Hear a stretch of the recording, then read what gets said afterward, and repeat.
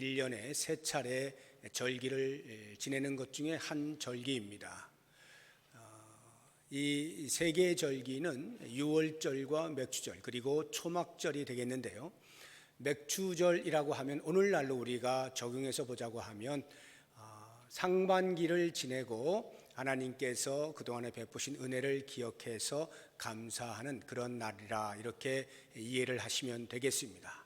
1년 전체에 대하여 총체적으로 우리가 감사하는 것은 추수감사주일로 이렇게 지키고 있는데요.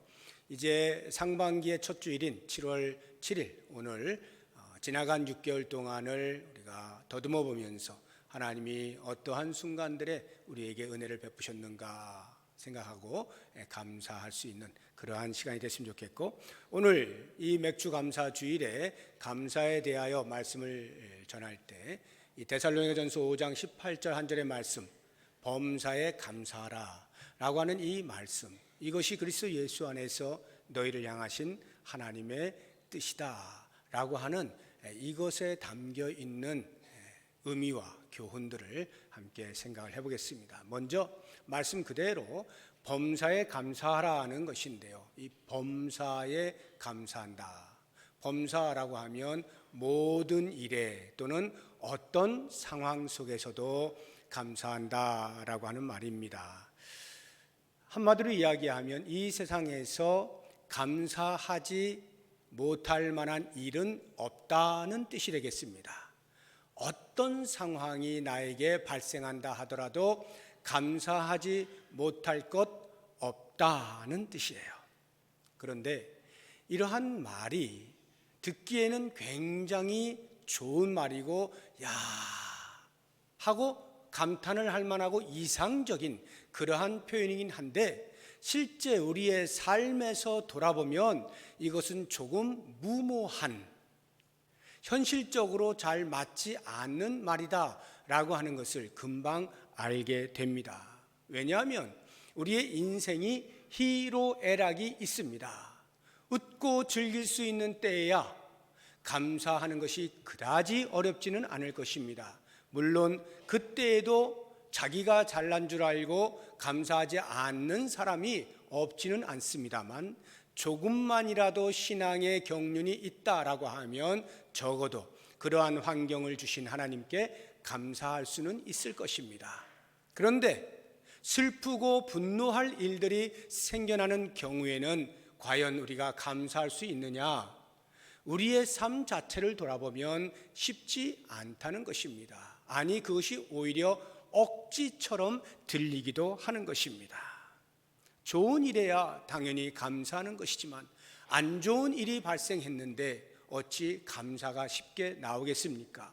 오히려 눈물이 나고 한숨 지어지고 불평하고 원망하고 누군가에게 책임을 전가하고 하는 것이 자연스러운 우리의 모습인 것이죠. 이스라엘 백성들이 그러하지 않았습니까? 애굽에서 나왔을 때 얼마나 감격스러웠겠어요. 오랜 노예의 삶에서 자유인이 되었을 때 베풀어 주신 그 놀라운 하나님의 은혜에 감격했겠죠. 그런데 얼마 시간이 지나지도 않아서 홍해를 만나게 되었을 때, 게다가 뒤에서 다시금 그들을 애굽으로 데리고 가기 위해서 쫓아온 애굽 군대를 보게 되었을 때 그들의 입에서 당장 튀어나오는 것은 모세를 향한 원망과 불평이었습니다. 이것이 사실상 너무나 자연스러운 거예요. 우리의 삶에도 보면 이것과 별로 다르지 않다는 것을 알 수가 있습니다. 애굽에 있을 때에는 비록 노예의 삶을 살기는 하지만, 비록 구차하게 살기는 하지만, 비록 비굴하게 살기는 하지만 그래도 목숨의 위협을 느끼지는 않죠. 그런데 자유인이 되었다고 해서 애굽에서 나왔는데 홍해와 애굽 군대의 사이에 진퇴양난의 자리에 서게 되어질 때 그들은 급격하게 목숨의 위협을 느끼는 것입니다. 자신의 생명이 경각에 달려있다라고 하는 것을 느끼게 될 때 원망하거나 불평하는 것은 지극히 자연스러운 반응이다라고 하는 것입니다. 그렇다고 하면 오늘 사도 바울이 범사에 감사하라라고 할 때에 그 말씀은 그저 빛 좋은 개살구에 불과한 것이냐? 영영 우리의 삶에서 안 좋은 일 가운데서도 하나님께 감사할 수 있는 길은 없는 것인가? 영원히 불가능한 것이냐? 라고 하는 것에 대해서 우리가 생각을 해보자 라고 하는 것입니다.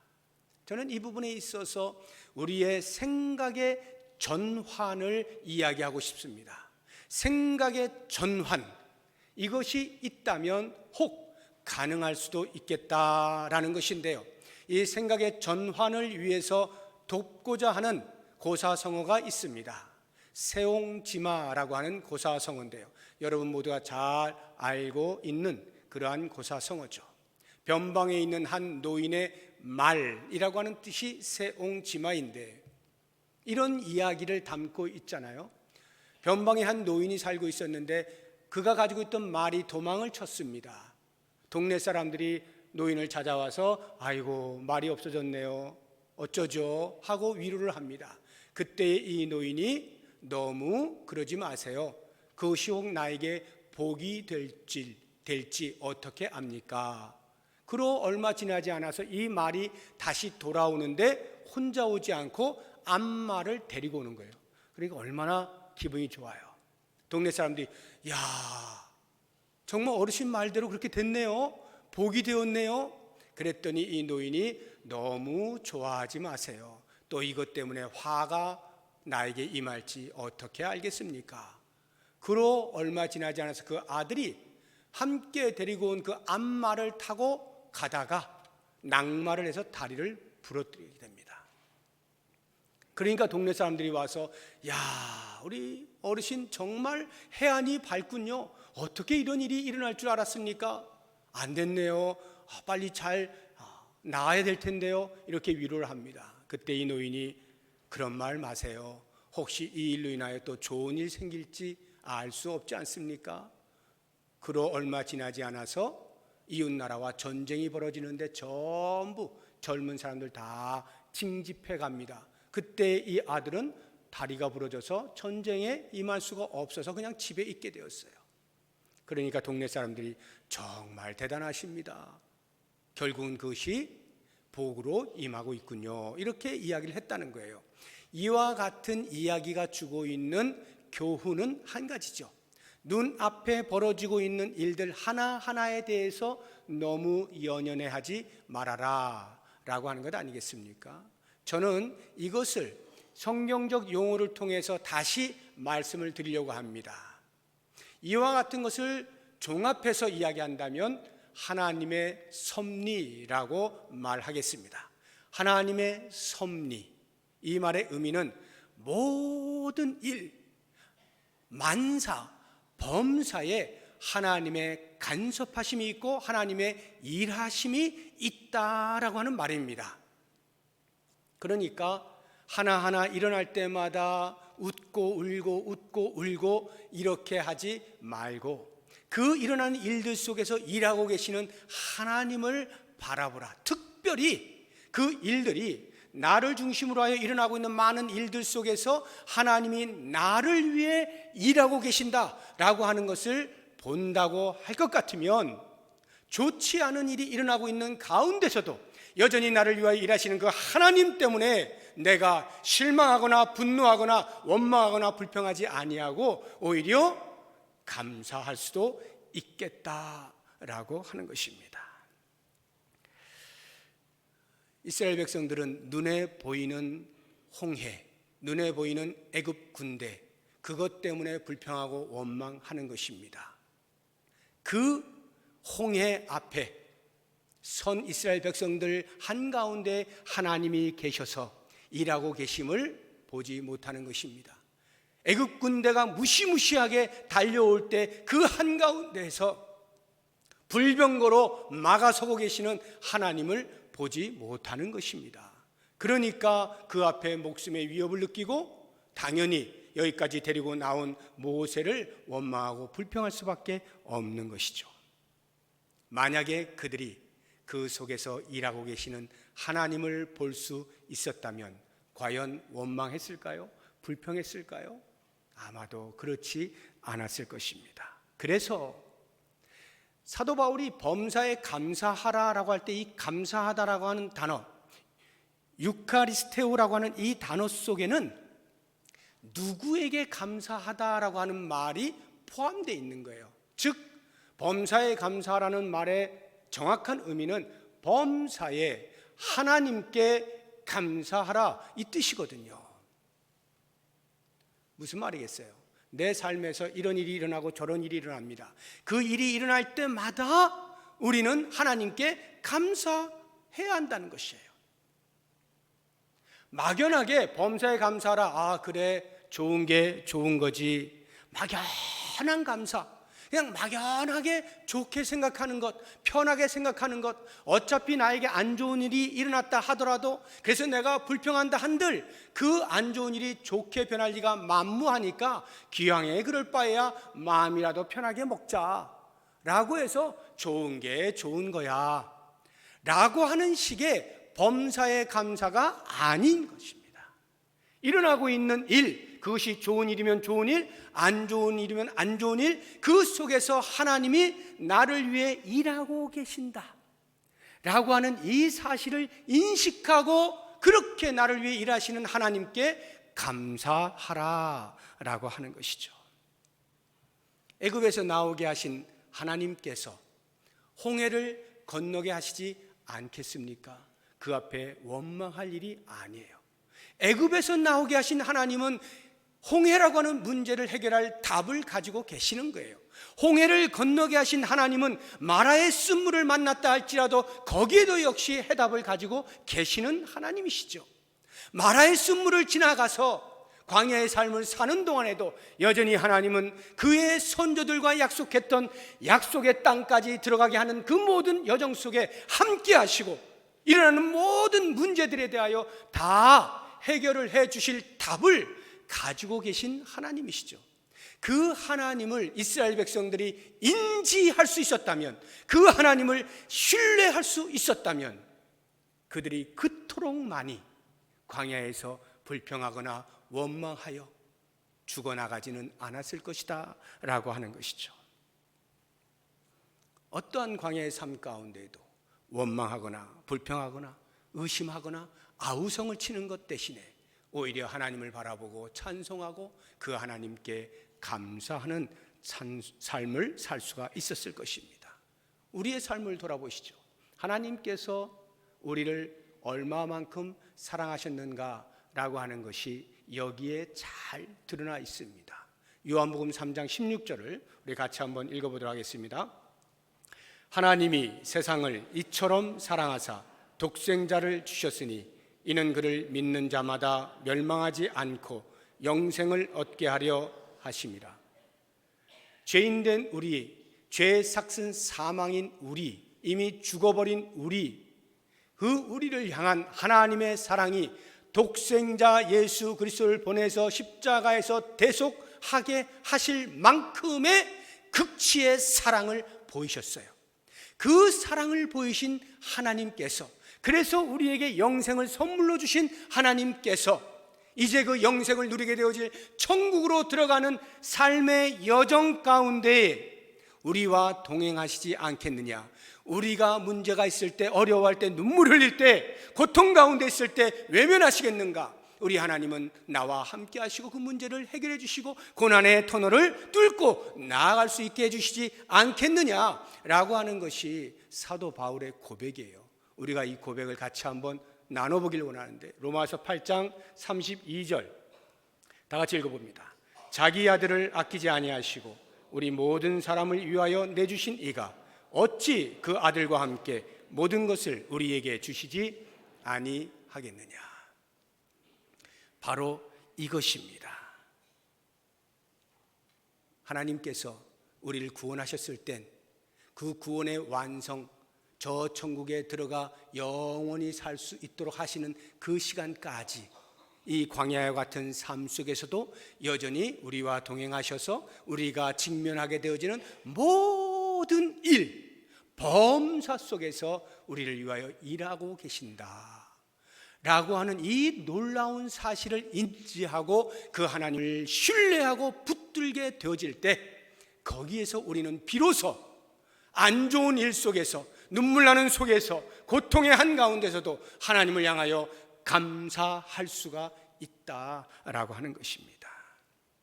그래서 우리의 감사는 하나님을 얼마만큼 신뢰하느냐라고 하는 것과 비례한다는 것을 알 수가 있습니다.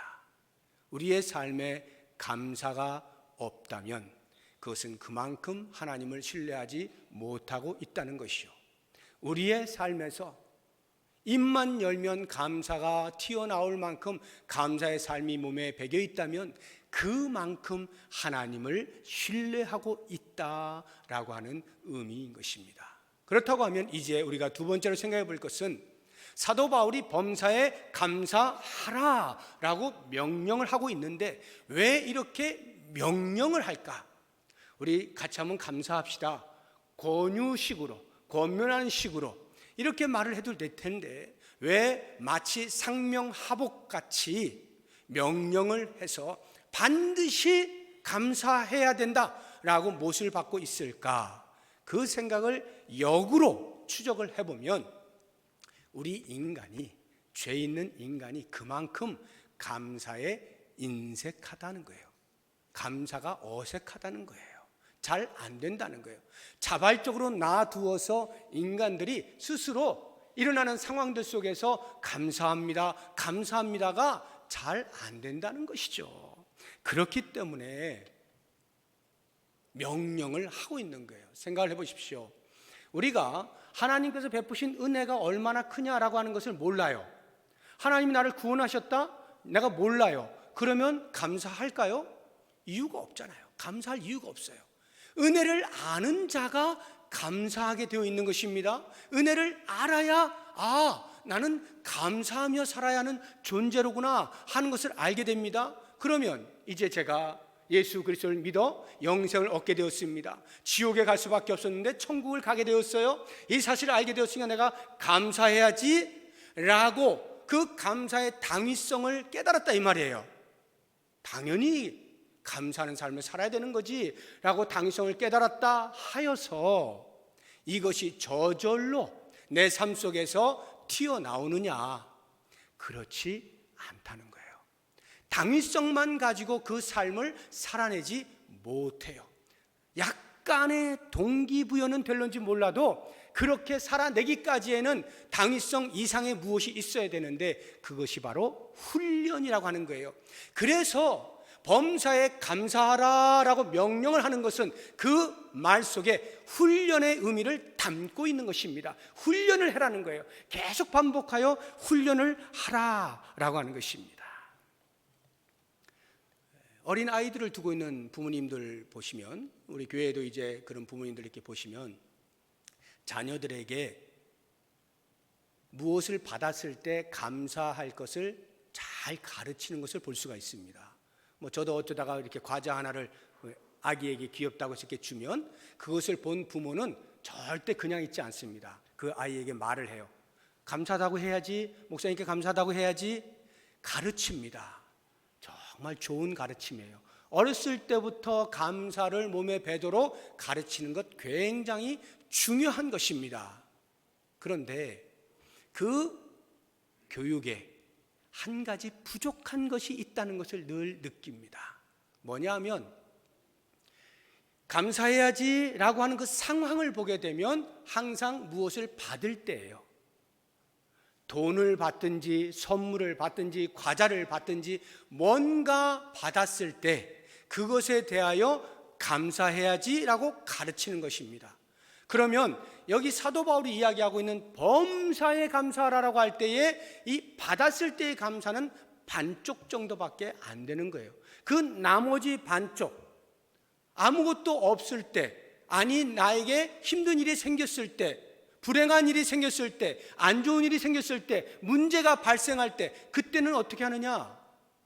그때의 감사를 가르치는 부모는 극히 드뭅니다. 왜냐하면 그 부모도 그런 훈련을 받아본 적이 없기 때문에 그래요. 그러니까 무엇을 받았을 때 감사해야지라고 하는 일반적 상황 속에서의 도덕 윤리는 가르치지만 하나님께서 말씀하고 있는 범사에 감사라고 하는 차원에서의 교육은 실제로 잘 못 시키고 있다라고 하는 것이죠. 그러면 과연 부모가 자녀에게 범사에 감사할 수 있도록 교육을 시키려고 하면 어떤 것이 가장 효과적일까요? 말로 잘 안 됩니다. 부모가 보여주면 딱 좋습니다. 최고의 효과를 볼 수가 있어요. 그러한 최고 효과를 보여주고 있는 모범적인 인물이 성경에 소개되고 있는데 다니엘이라고 하는 인물입니다. 이 다니엘 한번 보시죠. 6장 10절 말씀 같이 읽어봅니다. 다니엘이 이 조서에 왕의 도장이 찍힌 것을 알고도 자기 집에 돌아가서는 윗방에 올라가 예루살렘으로 향한 창문을 열고 전에 하던 대로 하루 3번씩 무릎을 꿇고 기도하며 그의 하나님께 감사하였더라. 지금 이 장면은 다니엘이 총리로 살아가는데 시샘을 얻게 된 거예요. 어떻게 하면 저 다니엘을 끌어내릴 수 있을까 생각하다가 다니엘이 날마다 예루살렘을 향하여 기도하는 것을 보고는 옳거니 잘됐다 하고는 그것을 얽어맬 수 있는 그러한 조서를 꾸미게 됩니다. 그래서 느부갓네살 왕 외에 다른 누구에도 절할 수 없는 조서를 인준을 받습니다. 그 사실을 알고도 다니엘이 이 말이에요. 전에 하던 그대로, 평소에 하던 그대로 예루살렘을 향하여 창문을 열고 하루 3번 무릎을 꿇고 기도하며 하나님께 감사했다는 것입니다. 이 말의 의미는 그 조서를 어기면 사자굴 속에 들어가 죽는 거예요. 죽음을 알고도 라는 뜻이에요. 죽음을 알고도 감사를 그치지 아니하였다. 죽음의 상황 속에서 감사했다 이 뜻이거든요. 만약에 다니엘의 자녀가 다니엘의 그와 같은 모습을 보았다라고 가정을 한다면 어떤 생각을 할까요? 아마 둘 중에 하나일 것입니다. 하나는 아버지가 왜 저러지? 지금 저렇게 하면 죽는다는 것을 분명히 나라에서 조서로 내려왔는데 정신이 나가셨나? 오락가락 하시나? 왜 그러시지? 이러한 반응 하나. 또 다른 하나는 역시 내 아버지다. 역시 내 아버지야. 이런 반응을 보일 거예요. 역시 내 아버지다 라고 반응을 보였다면 그 아들은 평소에 다니엘이 어떤 상황 속에서도 감사하는 것을 늘 보아온 것입니다. 그러니까 지금 죽음을 눈앞에 두고서도 감사를 그치지 아니하는 아버지를 보고 역시 내 아버지야. 평소와 다를 바가 전혀 없어. 이렇게 인정을 하는 거예요. 그런데 한 번도 평소에 다니엘이 그런 걸 보인 적이 없다라고 가정하면, 그런데 그날따라 유독 그렇게 감사하고 기도하고 있는 것을 자녀가 봤다면 아버지가 어떻게 됐나? 왜 그러지? 평소와 다른 모습에 의아해하지 않겠어요? 그러면 생각을 해보십시오. 늘 어떤 상황 가운데도 감사하는 모습을 보여왔던 그 부모 아래서 그걸 보고 지켜온 자녀라고 한다면 그 자녀의 삶이 어떠하겠습니까? 너무나 자연스럽게 몸에 배이지 않겠어요? 그런데 우리들이 힘들고 어려운 일이 있으면 짜증내고 불평하고 사람들을 엉뚱하게 책임 전가하고 이런 모습들을 계속 자녀들에게 보여온다면 아무리 감사해라 아무리 해봐야 제일 잘 돼도 반쪽 감사밖에는 안 되는 그 정도의 부족함이다 라고 하는 것입니다. 그래서 이 감사는 훈련이다. 끊임없는 반복을 통해서 우리의 몸에 체득되어야 한다라고 하는 것인데 사실 말같이 쉽지는 않습니다. 체득되기까지 많이 어려워요. 왜냐하면 이런 겁니다. 그래, 내가 나에게 좋지 않은 일이 발생해도 내가 하나님께 감사해야지. 하나님은 이 상황 가운데도 나를 위해서 일하고 계셔. 분명해, 확실해, 신뢰하고 붙들고 감사한다고 할 때 그것이 한 번, 두 번, 세 번 이렇게 반복이 되어질 때 한 10번 정도 되면 적어도 그 중에 한 번 정도는 그런 뚝심을 가지고 감사하고 있는 나에 대하여 하나님이 눈으로 보여주시는 결과가 있을 때 그때에 다시 한번 힘을 얻는 거예요. 역시 하나님이 내가 뚝심을 가지고 이렇게 자리를 지키고 있으니까 감사의 결과를 보여주시는구나 하고 나에게 좋은 것을 주시면 그나마 힘을 얻고 또 다시 해볼 만해요. 근데 만약에 그렇지 아니하고 10번 지나고 20번 지났는데도 소식이 없어요? 아무런 결과가 눈으로 보이지 않아요? 그렇게 되면 점점 맥이 빠지는 거예요. 야, 이거 뭐 내가 뚝심 가지고 한다고 하는데 하나님은 끄떡도 안 하시네. 전혀 움직이지 않으시네. 이거 정말 내가 끝까지 하나님을 신뢰해도 될까? 라고 하는 마음의 의심으로부터 시작해서 힘이 빠지기 시작하는 거예요. 그렇게 하면서 자기도 모르는 사이에 중도에 하차를 하게 되어지면 공든탑이 무너지는 거죠. 그래서 이 감사의 훈련이라고 하는 것이 그렇게 생각만큼 만만하지는 않다. 정말 뚝심을 가져야 된다. 끝까지 뚝심을 가져야 된다. 언제까지? 결과가 내 눈에 내가 살아생전에 나타나지 않더라도 죽어 하나님 앞에 섰을 때 하나님이 모든 것을 기억하시고 그에 합당한 상을 주신다고 하는 확신을 붙잡고 거기까지 뚝심을 가지고 나아갈 때 훈련이 가능해지는 거예요. 그래서 무의식 속에서 나도 모르게 그냥 감사가 어떤 상황 가운데도 툭툭 튀어나오는 정도가 돼야 하는 거죠. 운전을 해보시는 분들은 알 겁니다. 처음부터 운전 잘하시는 분 아무도 없어요. 다 처음엔 배워야 됩니다.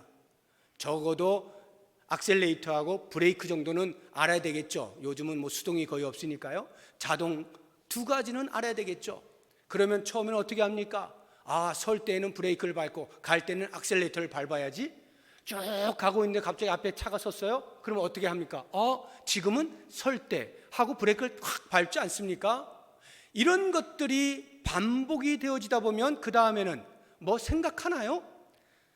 이미 운전이 뭐 10년, 20년 이렇게 돼버리면 그 다음에는 아무 생각 없이 자동으로 됩니다. 인식을 해서 하는 게 아니에요. 지금은 서야 할 때 하고 꽉 밟는 게 아닙니다. 그냥 자기도 모르게 발이 가 있어요. 이렇게 쭉 가야 할 때 가야지 이게 아니에요. 그냥 가줘요. 무의식 속에서 발이 움직이고 있다 이 말이에요. 즉 훈련의 끝이라고 하는 것은 내 몸이 의식 없이도 자동으로 반응하는 정도에까지 훈련을 해야 된다는 거죠. 감사를 훈련한다라고 할 때에 우리의 감사가 어떤 상황과 관계없이 그냥 튀어나오는 감사, 이게 무의식의 끝이에요. 지금 이렇게 나오지 못하고 계시는데 우리 최경자 권사님 아시죠? 최경자 권사님이 이제 얼마 전에 집에서 새벽기도 나오시다가 이렇게 집 앞에서 잠시 주저앉으셔가지고 그게 그냥 수술을 하게 되어서 수술을 하셨어요. 지금은 이제 딸 집에서 지금 요양 중에 있습니다. 근데 그때 상황을 제가 이렇게 되짚어 보면 이분이 평소에도 늘 감사하다고 이렇게 표현하시는 분인데 이제 넘어졌으니까 이제 병원에 입원했을 때 이제 갔어요. 뭐 나오는 말이 그냥 아이고 감사해 목사님, 아이고 감사해. 넘어져 그거 다쳐서 지금 수술을 앞두고 있는데 뭐가 그렇게 감사합니까? 그런데 그냥 감사해. 그래서 저는 아무 생각 없이 하시는 말씀인가 했더니 그게 아니고요. 그 정도가 너무 감사하다는 그 정도가 팍 꼬꾸라졌으면 어떻게 될 뻔했냐 이거야. 팍 꼬꾸라졌으면 그냥 살짝 주저앉았다는 거야. 이야 진짜 우리 하나님 정말 좋으신 분이야 이러면서 제가 듣기에도 민망할 만큼 수술을 앞두고 있는 분이라고 보기에 전혀 상상할 수 없는 그러한 평안함으로 감사를 표현하대요. 수술이 끝났어요. 전화드렸더니 아우 수술 너무 잘 됐대. 감사해. 정말 잘 됐는지 안 됐는지 어떻게 압니까? 아무튼 그게 뭐냐 하면 무의식 속에서 이미 감사가 몸에 배겨 있는 거예요. 그러니까 상황 속에 관계없이 튀어나오는 말이 감사인 거죠. 여기가 훈련의 끝이에요. 여기까지 도달하기까지는 계속 반복적으로 훈련을 해야 한다라고 하는 것입니다. 마지막 세 번째를 볼 때 이 감사가 사도 바울이 이렇게 표현하죠. 범사에 감사하라. 이것이 그리스도 예수 안에서 너희를 향하신 하나님의 뜻이니라. 너희를 향하신 하나님의 뜻이다. 이 말 의미가 뭐겠어요? 하나님이 나를 향해서 뜻을 가지고 계셔. 그 뜻이 뭡니까? 하나님이 원하시는 수준에까지 이르게 하는 목표, 이것 아니겠어요? 그 뜻을 가지고 계시는데 그것의 수단이 뭐라는 거예요? 감사라는 겁니다. 그 수단이 감사라는 거예요. 하나님께서 어디에까지 나를 높이시기 원하시는가, 어느 수준에까지 이르게 하시기를 원하시는가 알 필요가 있겠죠? 한번 보시죠. 에베소서 4장 13절에서 15절까지 말씀 같이 읽어봅니다. 우리가 다 하나님의 아들을 믿는 것과 아는 일에 하나가 되어 온전한 사람을 이루어 그리스도의 장성한 분량이 충만한 데까지 이르리니 이는 우리가 이제부터 어린아이가 되지 아니하여 사람의 속임수와 간사한 유혹에 빠져 온갖 교훈의 풍조에 밀려 요동하지 않게 하려 함이라. 오직 사랑 안에서 참된 것을 하여 범사에 그에게까지 자랄지라. 그는 머리니 곧 그리스도라. 하나님께서 우리에게 원하시는 수준이라고 하는 것은 범사에 예수 그리스도에게까지 자라는 거예요. 예수 그리스도에게까지라는 말은 예수 그리스도가 가지고 계신 그 인격과 성품에까지라는 말입니다. 범사에 예수 그리스도의 인격에까지 도달하도록 하나님이 원하시는데, 그것이 하나님의 뜻인데, 그것이 나를 향하신 하나님의 뜻이고, 그래서 하나님이 나를 계속해서 빚어가실 것인데 무엇으로요? 감사로. 그러니까 쉽게 이야기하면 내가 감사를 많이 하면 많이 할수록 어떻게 된다고요? 예수 그리스도를 닮아가게 된다고요. 예수 그리스도에게까지 자라게 된다고요. 예수 그리스도를 믿는 사람 다음으로 자라게 된다고요. 예수 그리스도의 사람의 인격을 갖추게 된다 이 말이죠. 그래서요, 내 삶에 감사가 없는데 고상한 인격을 가진 것처럼 하는 것은 다 거짓이고 헛된 것입니다. 감사가 없는 사람이 아무리 고상한 척 해도 그리스도의 인격과는 관계가 없는 거예요. 그런데 감사가 넘치잖아요. 겉으로 좀 후지그레하게 보여도 삶 속에 감사가 있는 사람은 그것이 곧 그리스도의 인격이고 하나님이 빚으시는 목표라고 하는 것입니다. 어떻게 아시겠습니까? 우리가 예수를 믿고 예수 그리스도에까지 자라기를 소망하고 있지 않습니까? 그런데 혹 나는 감사에 대해서 무관심합니까? 감사에 대해서 소홀합니까? 있을 수가 없어요. 정말 그리스도의 인격을, 그리스도인다운 인격을 갖추기를 원한다면 감사가 내 몸에 배어야 됩니다. 그래서 툭 찌르면 감사가 튀어나올 수 있을 때까지 그렇게 훈련을 받으면서 내 삶 전체가 감사가 된다면 이것이야말로 하나님께서 우리에게 원하시고 하나님이 빚으시는 궁극의 자리다라고 하는 것 기억하셔서 이제 이 맥주 감사주일에 상반기를 돌아보시고 그와 같은 감사가 내게 얼마나 있었는가 잘 점검해 보시고 남은 하반기 동안 일어날 모든 일들에 대하여 사람들은 다 불가능하다고 여기고 있을 수 없는 일이라 여기고 이상주의적이라고 말하고 있는 그 범사의 감사가 내 삶 속에서 우리 하나님을 신뢰하는 신뢰의 크기만큼이나 실현되어져서 하나님께 영광을 돌리는 복된 삶 누리기를 주의 이름으로 축복합니다. 기도하겠습니다.